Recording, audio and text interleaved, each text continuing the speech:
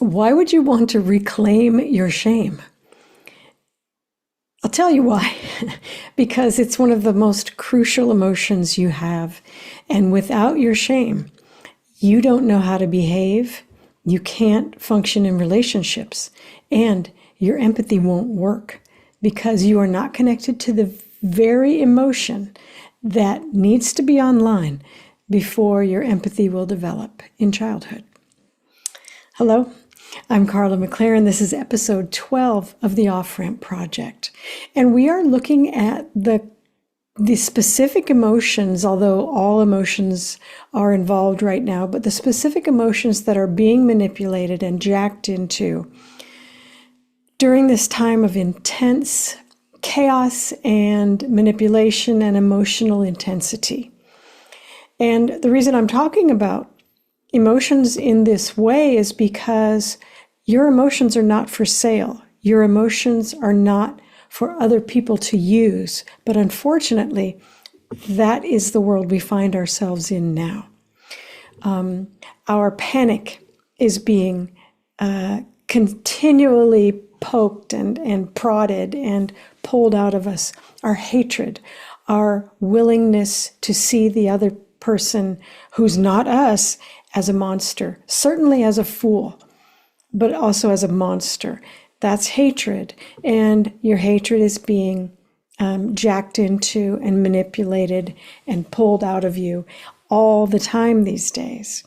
There's also stress, which is a weasel word. It's a fake word. Stress is always emotions. And the emotions are usually panic, anxiety, some anger or rage, and probably some shame. So we're surrounded by emotional manipulation, both in end-stage capitalism, where our attention and the attention economy is one of the last great, frontiers of capitalistic victimization, right? So our emotions are for sale now. Our eyeballs are for sale. Our time is for sale. Our attention is for sale. And the quickest way to get someone to follow you and pay attention to you is to jack into their emotions. And so if you're on social media, and here we are on social media, your emotions are being manipulated almost 24 hours a day. No, I'm sure it could be 24 hours a day if you have a badly moderated social media feed, right? If you haven't taught the algorithm to stop that nonsense by Xing out and closing out and reporting and saying this is inappropriate and getting rid of things on your feed that are jacking into you and making you feel uncomfortable. Not because not because they are deep and appropriate to the situation we're dealing with, but because they are shallow and inappropriate because they're just throwing a lot of intense emotion and melodrama at you as a way to supposedly get you to understand what's going on today. And there's so many hot takes, and my approach is we need cool takes, we need smart takes, we need well-researched takes, we need well-intentioned takes, and we need takes that are not going to come in and grab our emotions and force us to look at the engineered emotional manipulation that we're seeing all around us at this time. When people think about shame, they usually think about how can I get rid of it? We have a pretty terrible relationship with shame. And there are even some people, this is an old idea, certainly 30 years old, maybe longer. But there's some people who think that shame shouldn't even be a thing, that you need to move to guilt, which in my understanding isn't an emotion at all. Guilt is a fact. Either you did a thing and you're guilty, or you didn't do the thing and you're not guilty. Shame is the emotion that you, I would hope, feel if you're guilty of a transgression. And shame is the emotion you feel when you realize that you've become someone that you can't feel proud of anymore.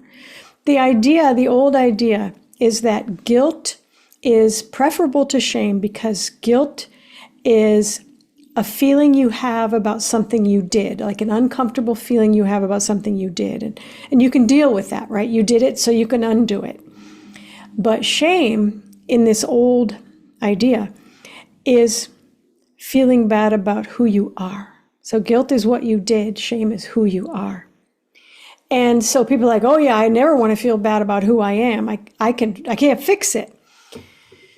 But in fact, you can fix it. You can, if you realize that you've become a jerk, that you've been a part of a movement that is damaging and dangerous and disrespectful. If you realize that you've done this thing, but you've also become this thing, having a relationship, a close relationship with your shame will help you make amends, learn your lesson, become a better person, and evolve. Shame is a crucial emotion for human behavioral management and human behavioral change. Shame is the emotion. Guilt is a fact, right? I wrote about this in my book, Language of Emotions, which contains the basis of my dynamic emotional integration approach to emotions and empathy. And each emotion gets its own chapter. And we talk about what the emotion does, what forms of genius it brings to you, what gifts and skills it brings to you, and how you work with it as itself, not pretending it's something else. So if I'm feeling shame, I want to move to joy. No, joy would be like, what are you doing here? No, go back to shame. That's the emotion you're feeling. And so I wrote about shame. I call it restoring integrity. And the gifts are atonement, integrity, conscience, self-respect, and behavioral change. I'd also say respect for others. The internal questions you ask shame is whose ethics and values have been disrespected?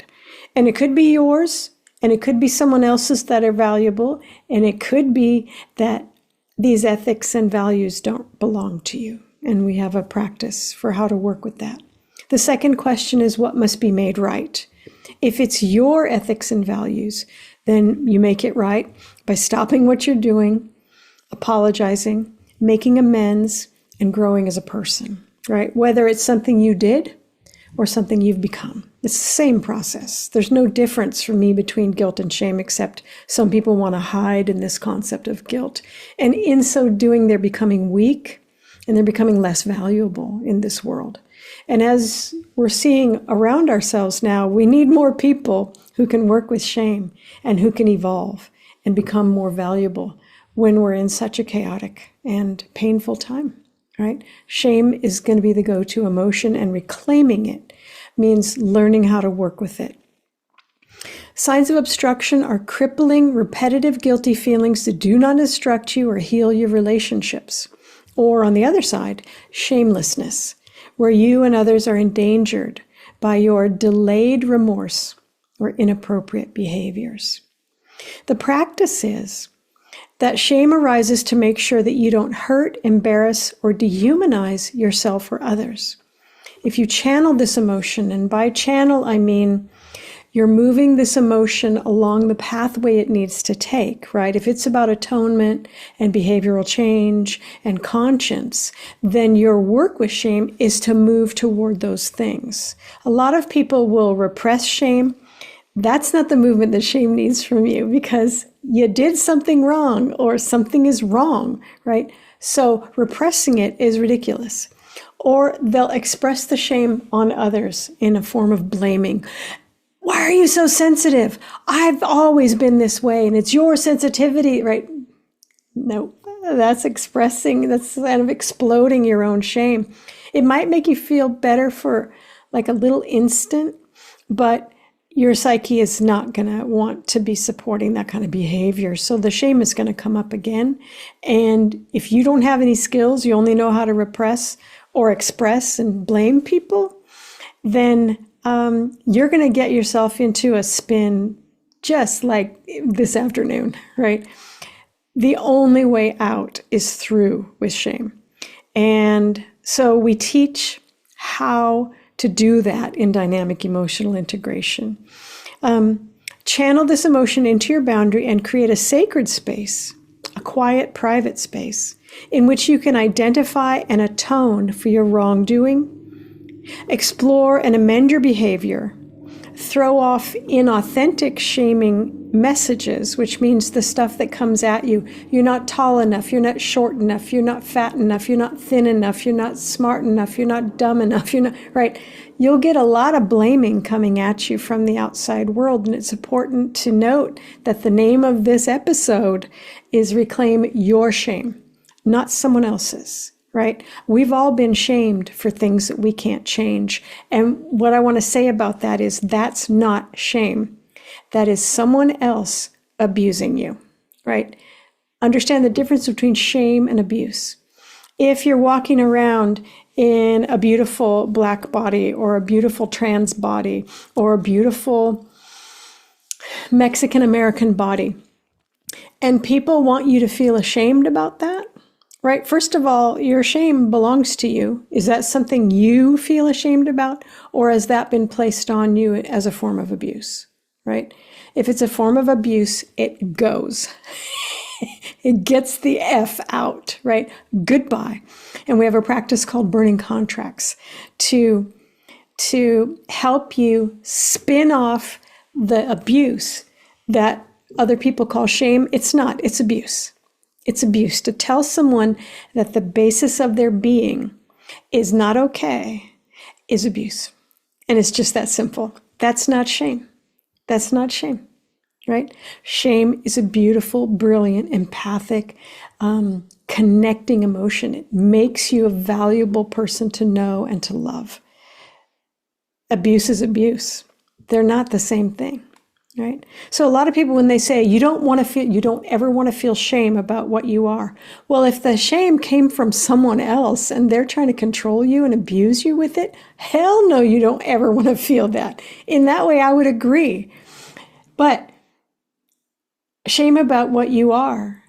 Let's say that you are not taking good care of your family, that your mother or your siblings are really struggling and you're just not paying attention. You've become a jerk, right?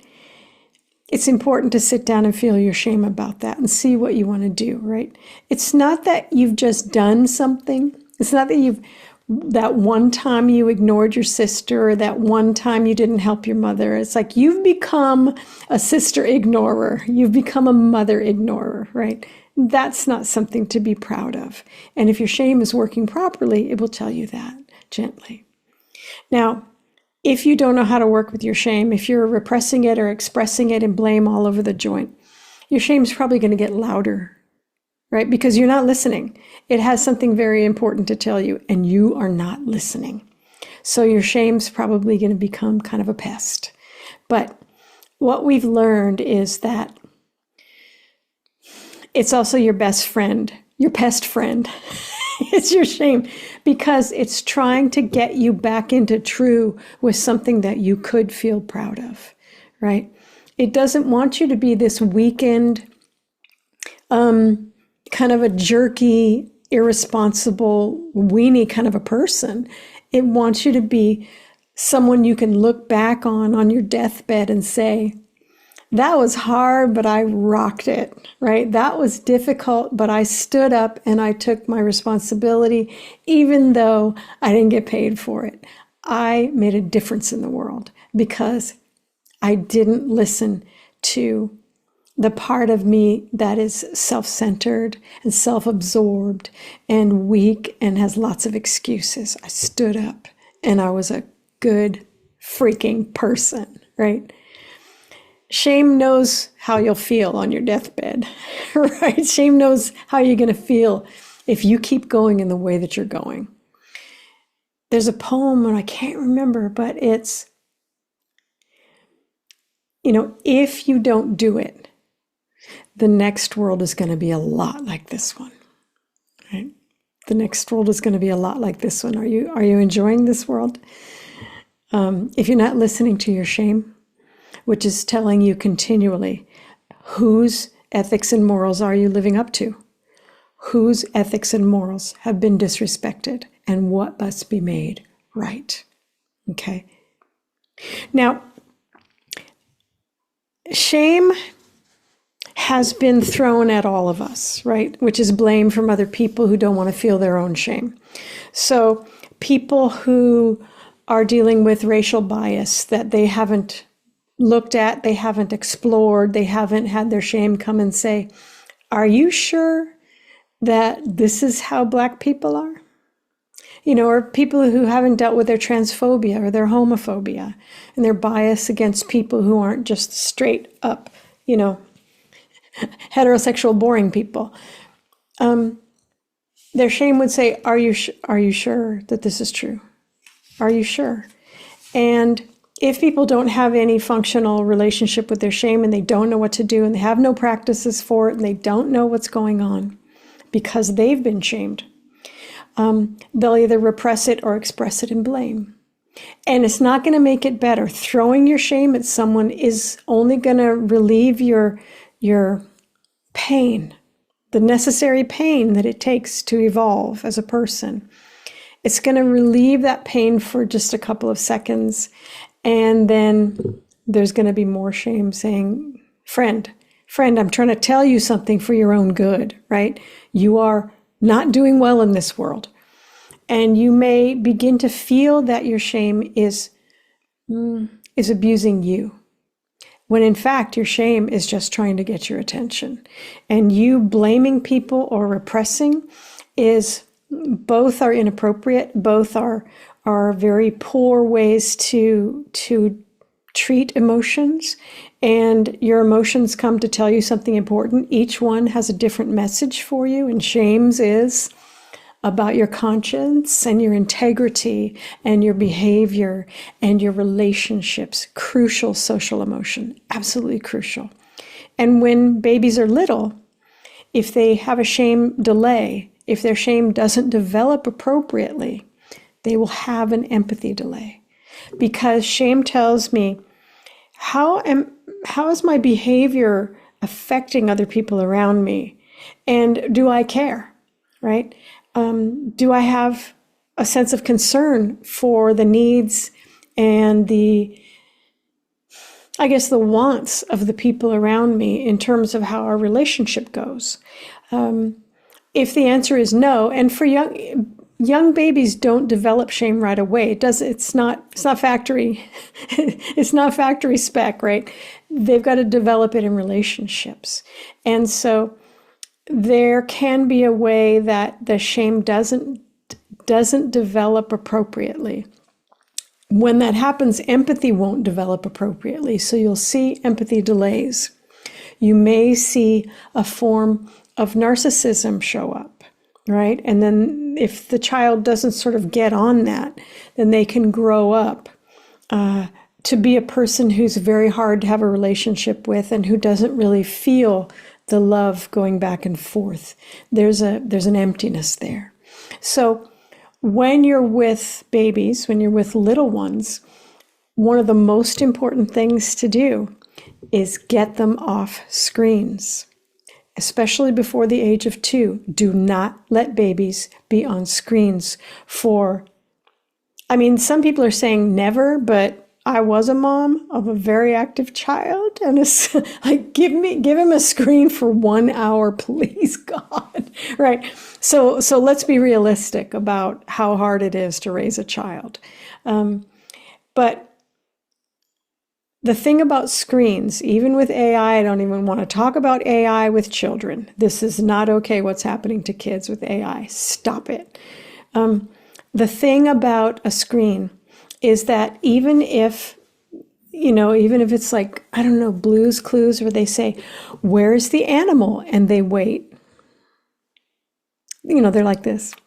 And the baby, alone in his room with his screen says, behind the cupboard. And the TV performer on Blue's Clues is supposed to wait, to give the baby time. And then they say, yes, behind the cupboard, you found it, right? And the baby goes, yay. And you would think, That's an interaction. No, it's not. That is not an interaction.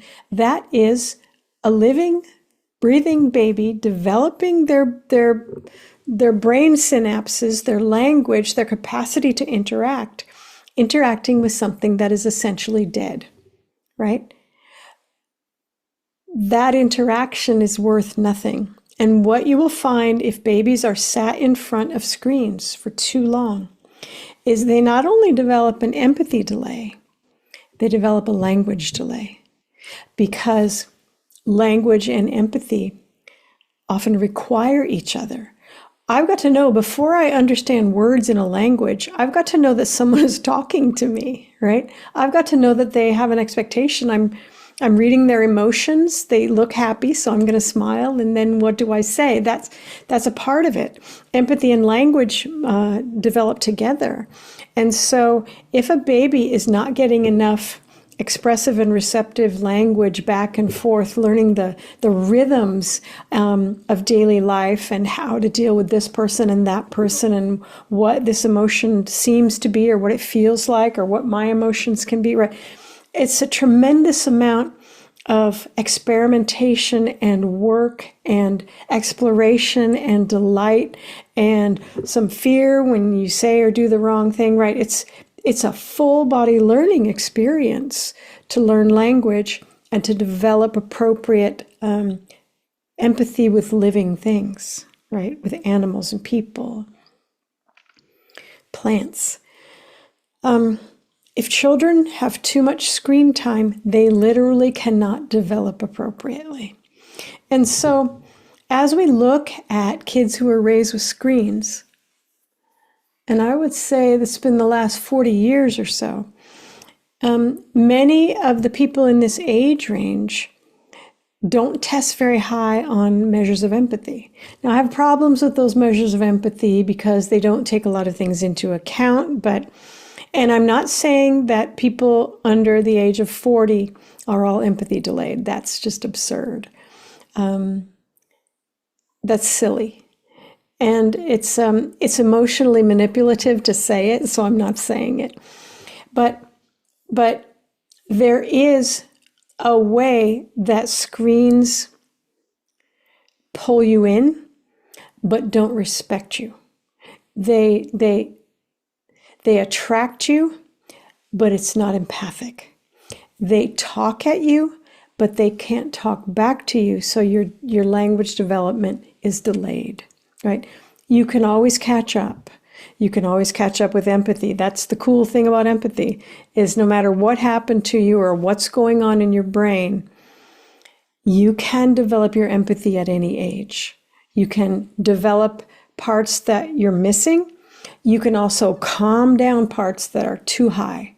So this is not a dire warning, but know when you've got an empathy delay that the person is probably going to be pretty lonely because their capacity for give and take hasn't developed appropriately. And they're probably not going to be very good with shame, because shame is one of the things that goes by the wayside. If you are not having face-to-face, intimate relationships, the richness of relationships when you're a baby. So if you're talking to the screen on Blue's Clues, and Blue's Clues is always about saying, yes, it's behind the closet. You did so well, right? There's very few things where the children are allowed to be wrong, and that I'm not picking on Blue's Clues, all right? It's just what I thought of at first, but that the cartoon animal or the prompt response is going to say, well, now I'm disappointed in you, right? If the child is on screen too much, there's not an opportunity for them to develop shame, because that wouldn't sell very well. And remember, screen-based entertainment is about selling you, right? It's not about caring for you. It's not about loving you. It's not about empathizing with you. It's about selling stuff to you. And who's going to buy something, right, that says, well, you've really disappointed me because you're not paying attention, or whatever, right? So children are not going to develop a full range of emotional awareness or capacity if they're on screens for too long. So I think and I said before, some people say children should never be on a screen before the age of 2. It's that damaging. But what about if you're on a screen and you're sitting next to the child, right? And maybe you go away for 30 minutes and you get some cleaning done, and then you come and you sit back down with the child and talk about what they saw. That's a possibility. It doesn't have to be all or nothing at all. Lots of dire warnings. You can do almost anything that can be dangerous in large amounts. For instance, it's lovely to have a fire in the fireplace and everybody can sit around it. But if your entire house is on fire, that's not going to work, right? You only can do that once. So knowing that a baby's brain is developing emotional awareness, emotional back and forth, empathy, the capacity for shame, the capacity for language. You want to keep those toxic screens for special times when mom or dad or grandpa or grandma, when anybody taking care of the child has come to the end of their rope and their engagement would not be very empathic in any case, right? We have to be real about what's happening. Now, when my son was little, I did not give him screens until he was about 4. But we did those swings, the swings that it used to be that you cranked them up. Probably now you run them through your phone, but just swings, right? And I'd put him outside and he would just look at the birds and he would swing. That was, I wasn't engaging with him, but he was engaging with the world. And he was getting the feeling of his body in gravity, right? I needed the timeout, and there was a way to give him a timeout that wouldn't impede his capacity to develop as a person. Yeah. Now, another problem with shame is that most people don't even know what it looks like when you are doing shame beautifully. And basically, if your shame comes up before you do a thing, you don't do the thing, right? So no one would say, well, that person was working with shame. They wouldn't know, right? Because you didn't do the thing. You were going to say something really sarcastic and it was funny, but it was inappropriate, so you didn't do it. But you laugh inside because that would have been funny in a different context, right? That would be shame working well because it caught you before you did the thing, right? And the shame in that way might say, are you sure you want to say that right now? Right. And that would be it. You'd be like, oh, you're right. You're right. Shame is your conscience. So it would be the part inside you that says, really? Is that how you want to handle this at this point? I don't think so. Another thing is that there's this beautiful book called Mistakes Were Made, But Not By Me. Why we justify foolish beliefs, bad decisions, and hurtful acts. And this is all about something called cognitive dissonance, meaning thinking about two opposite things at once, cognitive dissonance. And it's when you have realized that you're wrong about something probably that you thought you were right and you were kind of feeling awesome about how right you were. And when you realize that you're wrong, through seeing something on TV or hearing something or falling over a book and be like, what? What you should feel at that moment is shame. I don't want to say the word healthy. Appropriate shame that belongs to you about, oh my gosh, okay, I need to go look at this.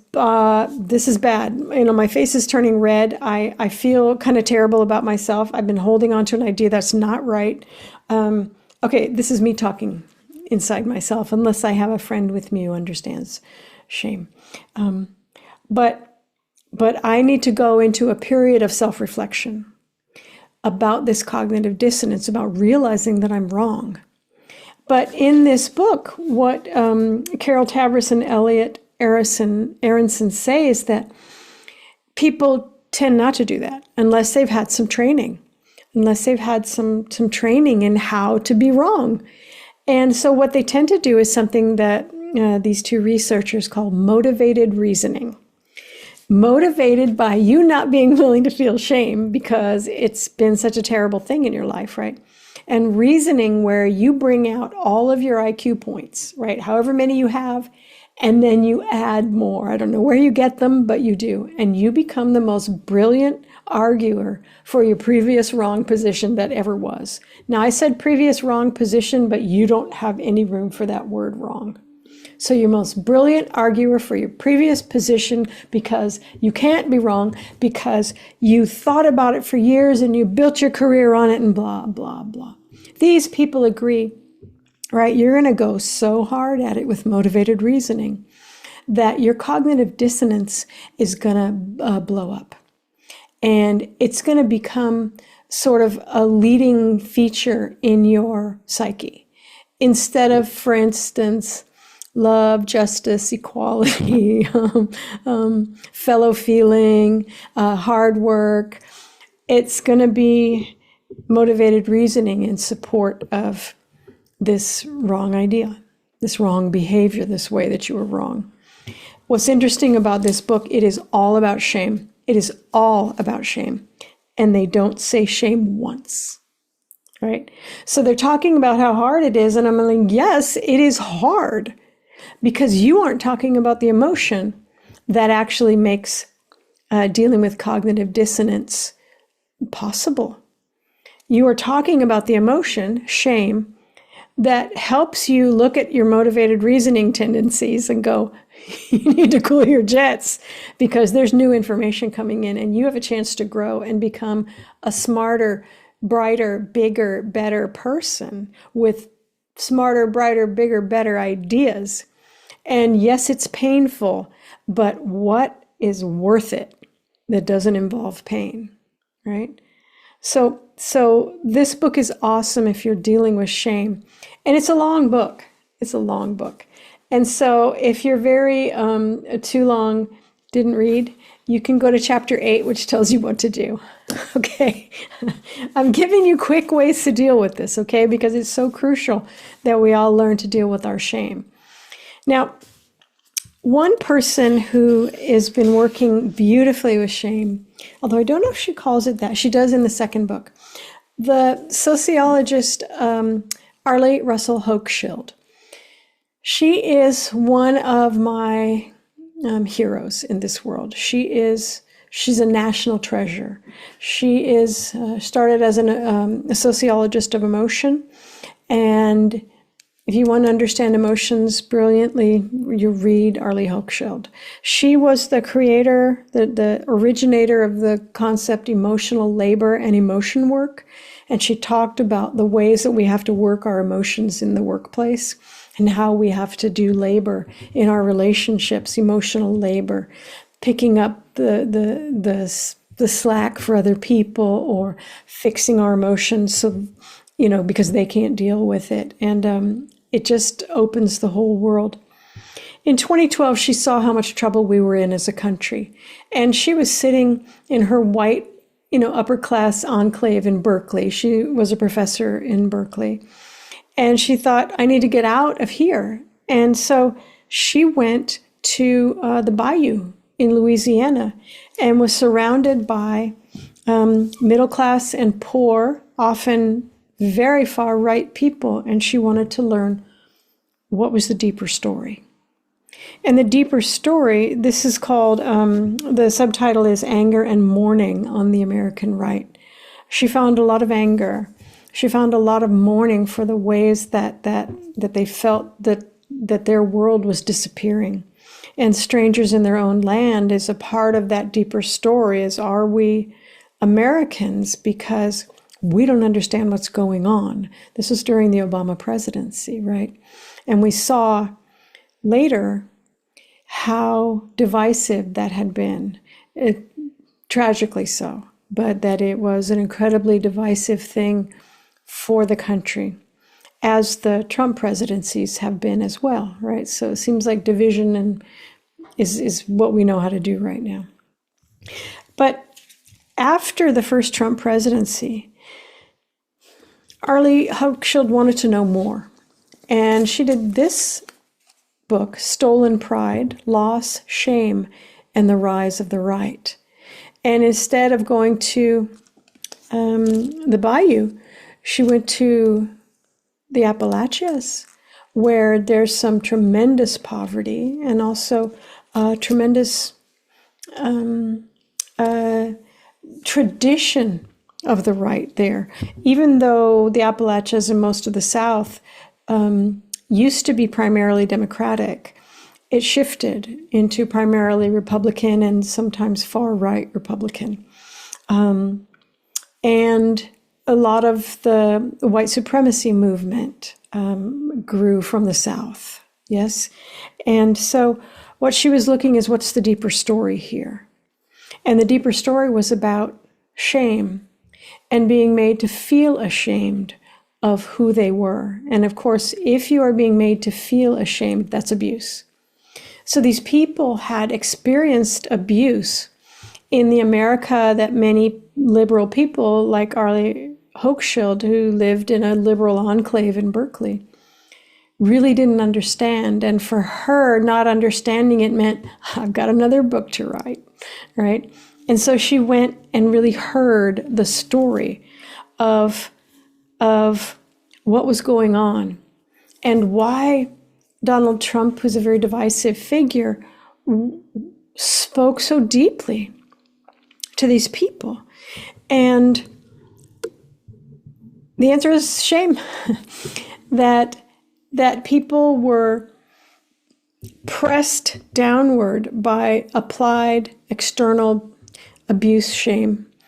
It felt like the left was shaming them for everything that they were, everything that was valuable to them, everything that they knew. It wasn't enough. And as any of us have dealt with when we've been abused from the outside by other people's blame and shaming behaviors, they wanted to fight back, right? They got sick and tired of it.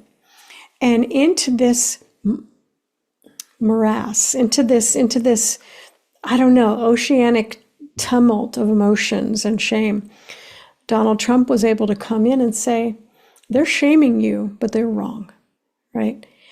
And that spoke so deeply to people who had been abused, right?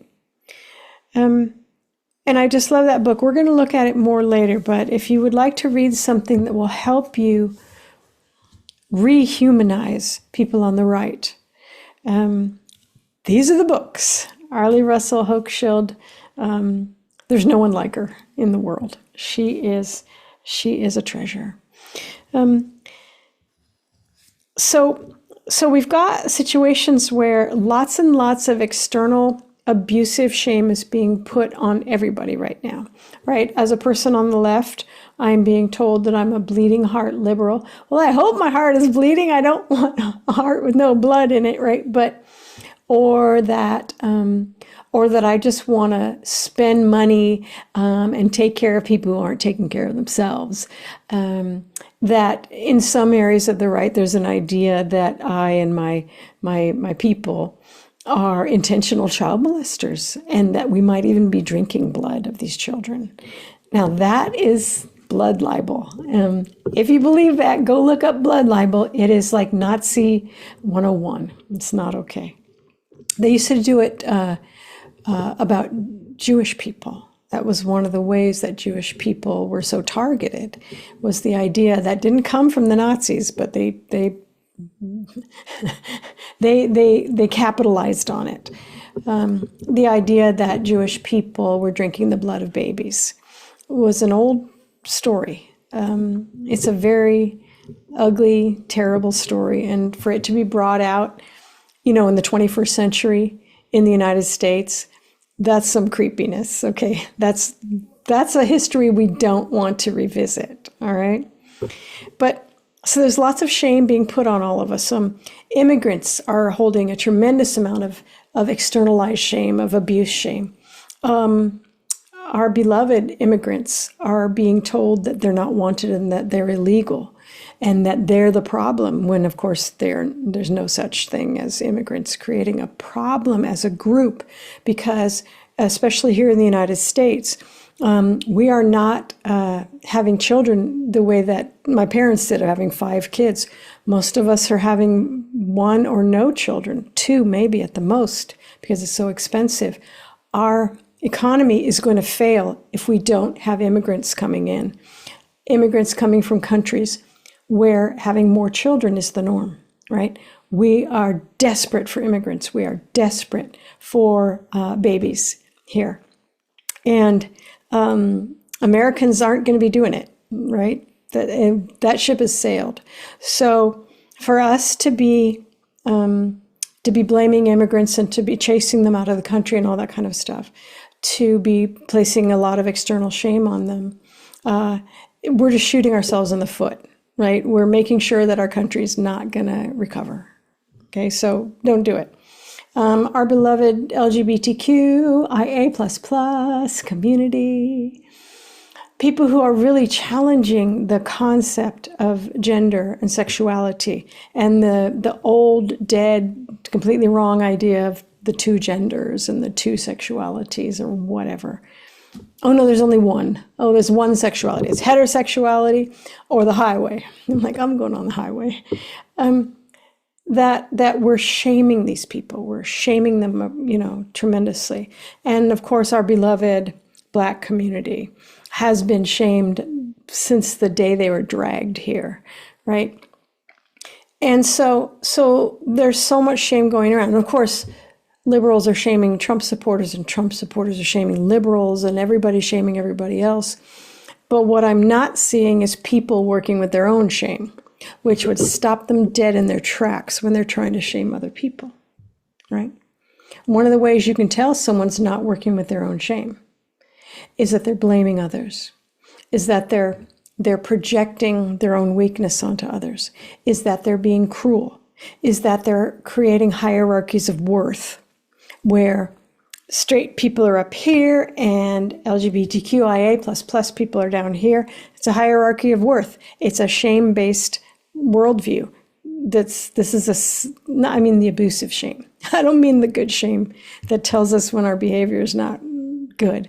Right? We're making a hierarchy of wealthy people over poor people. The shame that poor people in the United States deal with is absurd. And we see it in the Appalachians, in the bayou. We see it. And when someone stands up and says, you don't have to feel that shame anymore, we're going to shame them, right?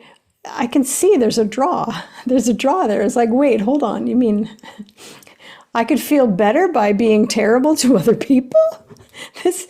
Where do I sign up, right? But if you understand your shame, you'll know that you've just got on a haunted carnival ride. It's not going anywhere good, and it's probably going to start going someplace pretty fast. You may not be able to get off, but you can take an off-ramp now, right? One of the things that's really important with shame, sometimes people in your life need to be held to account for things.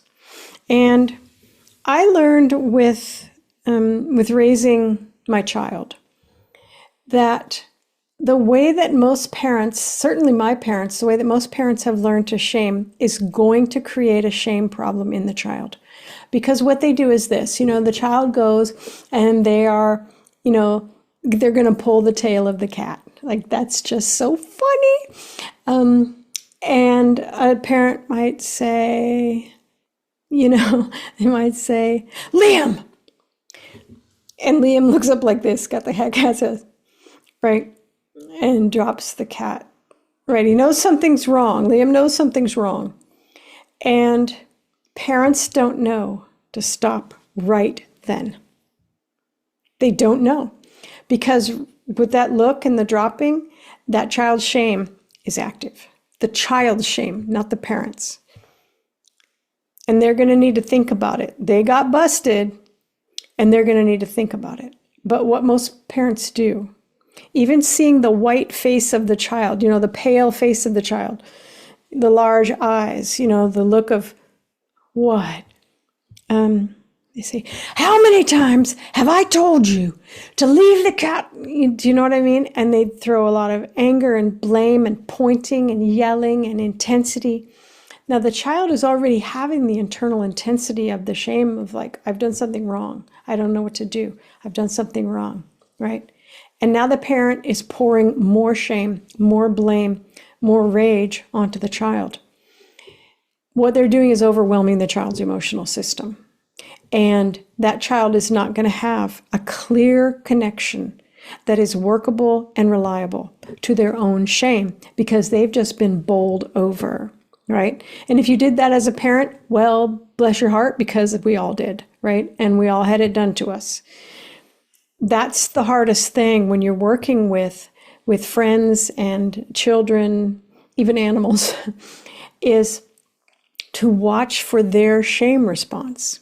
And stop all external anything. Just stop it. So when you see the baby, all of a sudden let go, you need to cool your jets and say, how do you think the cat feels when you're pulling on her tail? And let the baby figure it out. Let that shame start to evolve in the child. And if the baby says, she thinks it's funny, because the baby's in cognitive dissonance and the baby's doing motivated reasoning, you can say, do you think it's funny when people pull on your arm really hard and hurt you? Do you know what I mean? What you're doing is you're trying to help the baby engage with their conscience, their sense of what's right, their empathy, right? You want them to start feeling for others and with others instead of just being a little tornado like most babies are, right? That's the movement. And this is the same with friends. I will tell if friends are just not getting it, they're not reading my, subtle signals of like, you just stepped over a boundary, pal. I will say something and being very careful with my face that I'm not doing a lot of this, not a lot of intensity. And I also use downtone, which is saying something without going up at the end, which can feel intense. Remember that most of us have been abused by the shaming behavior of others, right? So shame is going to be a delicate space for people. And if I need to say to you, let me say, I've asked you a couple of times to let me know when you're going to be late because, as you know, I'm task-oriented. And if you are going to be late, I'm going to be able to get 2 more tasks done. So is there a reason that you're not remembering to tell me when you're going to be late? Now, notice what I did. Remembering to tell me when you're going to be late. Right? Da-da-da-da. I've done downtone. Let me do it with uptone. And let me do it with some eyebrows. Is there a reason that you don't tell me when you're going to be late? Right? Do you feel the difference between kind of a statement question? Is there a reason that you aren't telling me when you're going to be late? As opposed to, is there a reason that you're not going to, right? Understanding that when people are feeling shame, they are in cognitive dissonance and they may just start to repress the shame and go to motivated reasoning or express it and blame you, right? And you don't want anyone to do that because it is injurious to their psyche. If you're empathic, you don't want what you're doing to help people be in a terrible relationship to their own shame, right? You want to tread softly, yeah. And I always say in my book, I give people 3 chances because we've all had such terrible training with shame, just terrible. And if people come at me, well, they're like, I don't know, what would be an excuse? What would be like a snappy excuse? I don't know why you want me to tell you where I'm going to be every 15 seconds in this world. Sometimes I'm late, sometimes I'm not, but I'm here, right? You know, like that kind of crappiness where they're blaming me now for the fact that they're late. I'll be like, okay, that's one for you, all right? And then I'll calmly again say, I'm not asking for every 15 seconds. I'm asking for you to tell me when you're going to be late because it impacts me. Notice I went down, even though I was too low for my soprano voice, like it impacts me. Let me do that on uptone. Because it impacts me, right? There's already a fight in that. So working with other people's shame, it comes after you learn how to work with yours and how you learn how to moderate your behavior so you're not stepping into the fire of all of the abusive shame that has been put on that poor person and that they're fighting against. And I'm like, good, fight against it. Just don't fight me because I didn't do it to you and I'm not doing it to you now, right? It's okay to feel your shame. It's okay to feel your conscience. It's okay to make amends. It's okay to become an evolved person, right?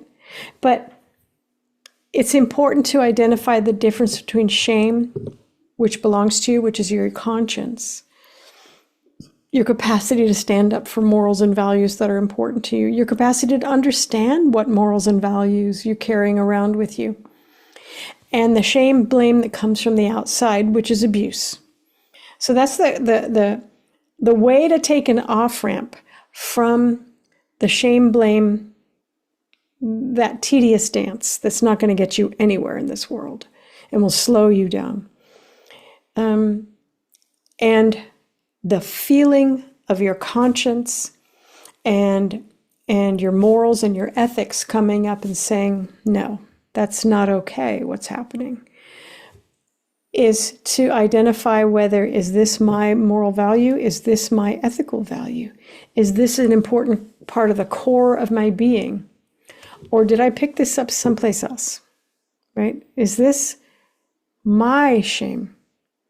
Or is it theirs? Because if it's theirs, it's abuse, right? No one should force their morals and values and ethics onto you. That's abuse. It's simple. I don't care if they do it with shame or panic or jealousy or envy or any emotion. It's not shame. It's abuse. So understanding the difference between your intrinsic life-giving shame and conscience and the abusive, controlling, inappropriate shaming and blaming of others. That could change everything in your life. Listen to your own shame. Reclaim your shame.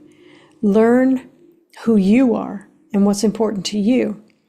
And let other people do their abusive behaviors someplace else, right? Move them aside. They are not, they're not welcome in your maintenance of your own crucial emotions.